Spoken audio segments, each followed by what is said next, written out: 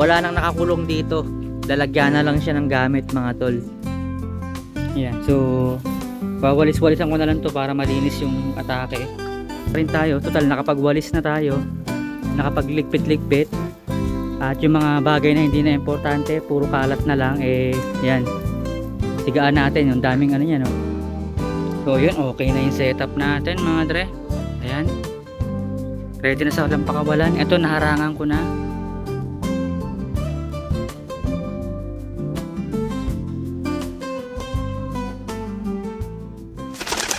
Ako nga pala si Master Trekkie, simpleng kalapatista galing Pampanga. Pangarap kong makagawa ng isang pigeon village or isang pigeon park. Mahilig ako sa mga red-white racing pigeons. At iba-iba ang mga linyada na meron ako. Tara, ipapasyal ko kayo sa aking munting loft at YouTube channel. Yo, what's up mga dre? So medyo naging busy nitong mga nakaraang araw at meron akong ginawang modification ulit na hindi ko na na-videohan mga dre, pero itutur ko na lang kayo sa aking ginawang pangangalikot dito. So dati, sinabi ko itong kulungan na to ay gagawin kong storage room or parang storage something. So ayan na nga, wala nang nakakulong dito, lalagyan na lang siya ng gamit mga tol. Ayan, so kahapon ito dito nakalagay, pero ngayon inayos ko na, nilipat ko siya dito at iba na rin yung pinto, iba na rin yung pwestuhan ng pinto, at mas maayos na ng konti yung kanyang security. Ayan, so pagpasok mo, ayan yung mga kalapate mga tol, ayan. So andito na lahat ng gamit mga tol. So pagpasok mo dito ng colony breeder, andito na lahat ng gamit, including yung lalagyanan ko nito, ayan o. Tapos yung yung timplahan ko na rin.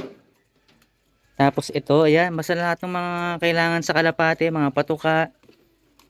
Yan, tapos ito yung patuka na main. Ayan, nandito. Kasi ito mga grits to grits tsaka sunflower. Ayan. Yung mga molasses, andito na rin yung mga gamit. Ito yung mga syringe na pang basta yung mga eme-eme ng kalapate. Ito, ayan o, garlic oil. Medyo binidyohan ko na kagad siya kahit hindi pa siya ganun organisado. Ayan, para makita nyo lang. Ito yung Egg 1000, yung Bitmin Pro, yung molasses, yung dextrose, andito rin. Ayan. Yung Wingmaster. Ano pa ba? Basta, ito yung molasses. Tapos yung mga, ito, konti na lang. Yung lalagyan na ng singsing, andito na, nakasabit lang, oh. Yan, so ayusin ko pa yan. Pero excited na kasi ako ipakita sa inyo. Tapos yung mga mangilan-ngilan tubig andito. Tapos ito kasing puno na to, ang hirap niya putulin. Ang hirap, ayan. Antigas niya. So dyan na lang siya dyan. Gawin ko patupatungan lang. So yung mga unnecessary bullshit lang dito. Ito yung refill ng refill ng buhangin, andyan din. Ito yung patuka, ayan. Ayan. Tapos ito yan, oh. So ayan. So para pagpasok natin dito, andito na lahat ng kailangan natin mga dre. Ayan. Tapos noon yata, na-introduce ko na sa inyo to no? Yung binago ko yung style ng patukaan nila mga dre. Ayan. So today is Monday mga tol. So bali wala akong papakainin sa kanila, alas 12 na eh. Ngayon pa lang ako nakapunta rito sa aking loft mga dre. Wait lang. So bali, as I was saying mga dre, today is Monday at ano kasing tawag ito? Today is Monday, so wala akong papakainin sa kanila, fasting sila.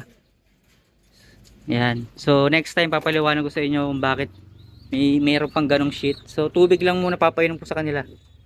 Yan mga tol. So bigyan na natin sila ng tubig mga dre. So yan guys, nag-ready rin ako ng syringe dito, hand feed. Yan. Para sa mga squabs. So syempre dahil fasting yung mga nagsusubo dito. Ayan. Fasting sila ngayon. Syempre walang maisusubo yung magulang nila. So ayan, mga dre. Ano ba yun? Bali, ako na yung magsusubo sa mga inakay. Para nang sa ganun makapag-fasting din yung yung magulang nila, mga dre. Ito rin, may nagsusubo rin dito. Ayan, fasting sila. At susubuan na lang natin yung hinakay, mga tol. Alright. Ayan, so wawalis-walisan ko na lang to para malinis yung atake, mga dre. Nga pala, meron na tayong 2 galon ng tubig dito, or yeah, gallons. Tapos meron pa tayo ditong isa, ayan, tubig. So ito fresh water talaga to, or plain water talaga to. Tapos dito pag ano, kapag natripan ko magtimpla dyan, pero minsan kasi dito ko tinitimpla, ayan, lalo na pag pakonti-kontian lang, dito ko nagtitimpla, mga dre, sa gin. Ayan, so ito walis-walisan lang natin to, ayan mga dre, para luminis. Tapos itong garapo na to, hindi ko alam kung para saan to, basta parang nung nakita ko siya, feeling ko pwedeng magamit, pero hindi ko pa alam kung saan, mga dre. Ayan, baka dito ko ilagay yung ano, yung mga pang hand feed, mga dre. Yan, rekta dyan. Pero tingnan natin, tingnan natin kung ano magiging ano. Ito yung mga sobra na panel. Yan, ligpit natin dito. Yan. Yan. Tapos ito yung mga trapdoor, oh. Kunin nyo na to sa mga taga Pampanga. Ayan, oh. Sa mga taga Porac dyan, oh. Hindi ko na nagagamit eh. So pamigay natin yung iba. Tapos walis-walis na lang tayo dito.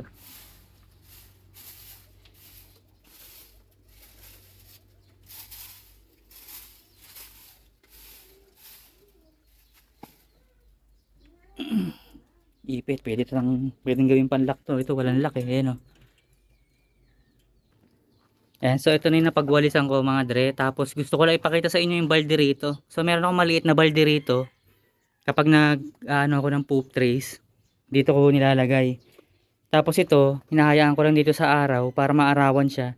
Pag natuyo siya, pag natuyo yung ipot na naipon sa poop trays, so bale ang diskarte nun, kapag gabi, tinatapon ko siya dun sa may tubuhan. Kasi may tubuhan dun eh. Ay, tubuhan ba? Parang taniman ng kamote. So, syempre, medyo nakakaya. So, gabi ko ginagawa. Pero, hindi naman tayo nakakasira doon kasi, ano yun, ipot ng kalapate yun eh. So, magandang patabayan, mga dre. So, goods na goods yan. Kumbaga, nadagdagan pa natin yung sustansya nung pananim nilang, ano, kamoting kahoy, mga tol. Ayan.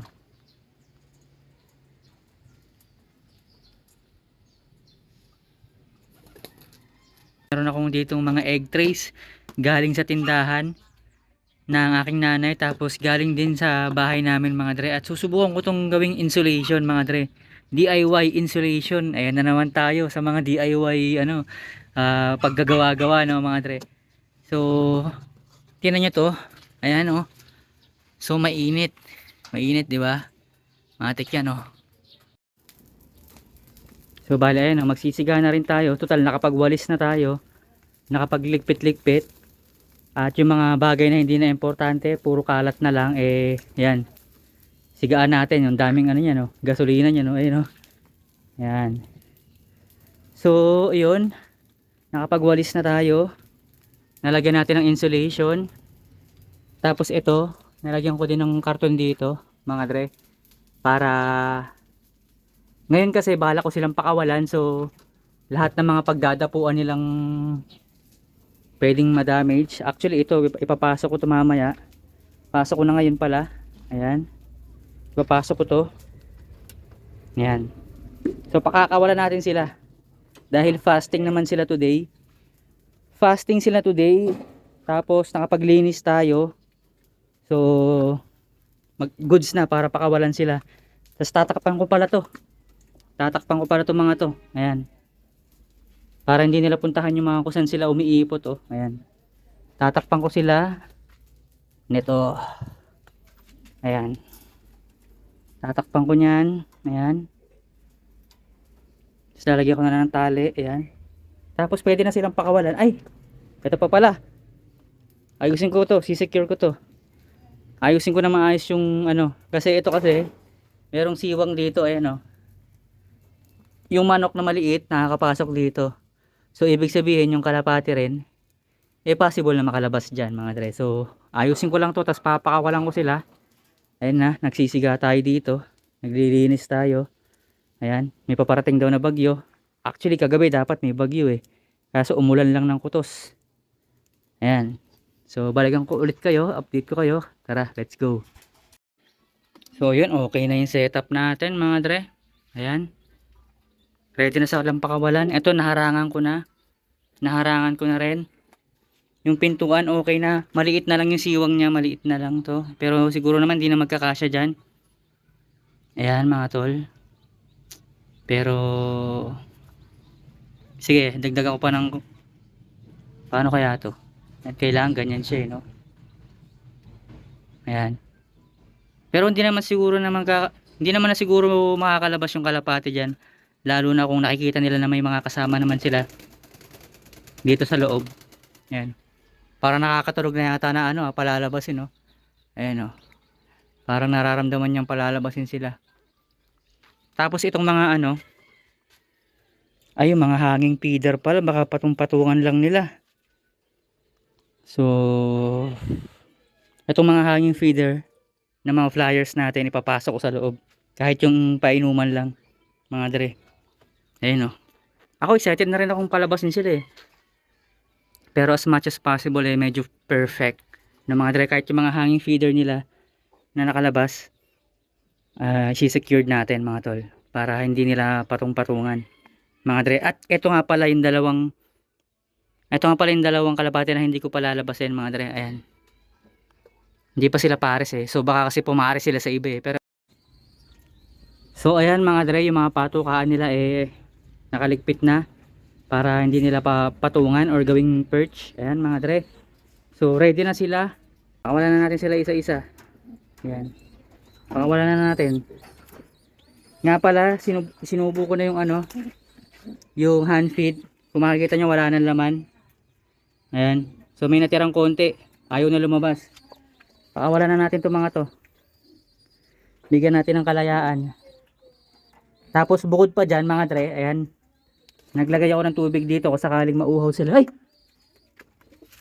Uy, ano nangyari dito? Putang ina, nagulat ako. Ay, naipit yung paa. Shit, naipit yung paa nito. Tanggal ko na. Grabe, naipit yung paa niya. Aray siya oh. Naipit yung daliri. Nangyari pa talaga habang binibidyohan natin. Akala ko bumulagta, namatay eh. Ayan, okay na. Pakawalan natin sila. Tapos hindi lang yun. Bibigyan din natin sila ng access dito. Ayan. Ayan. Meron silang access. So medyo nagkaroon na ng konting komosyon dito. Ito rin. Pakawalan na natin. Ayan. Ayan. Okay na. Labas na tayo dito.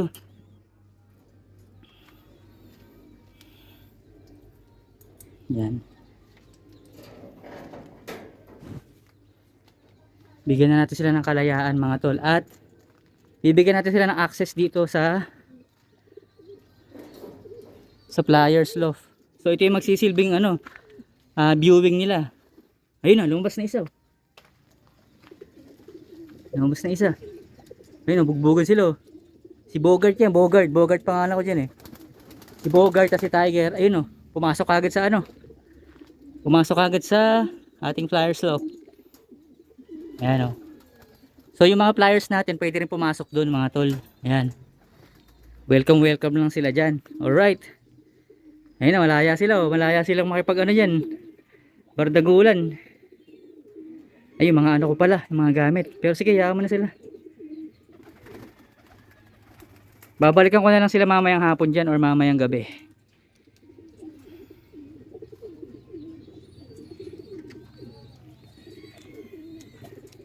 Baka yung YB lumabas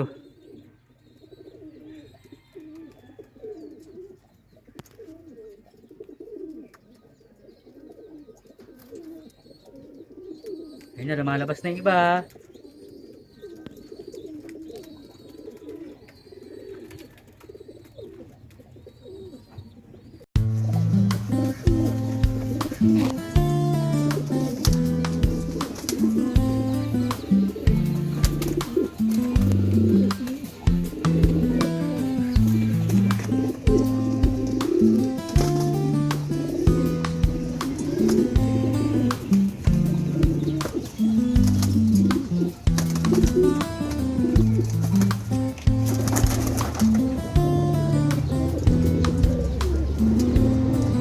Like, comment, and subscribe kung napasaya ka ng video na ito. Happy flying!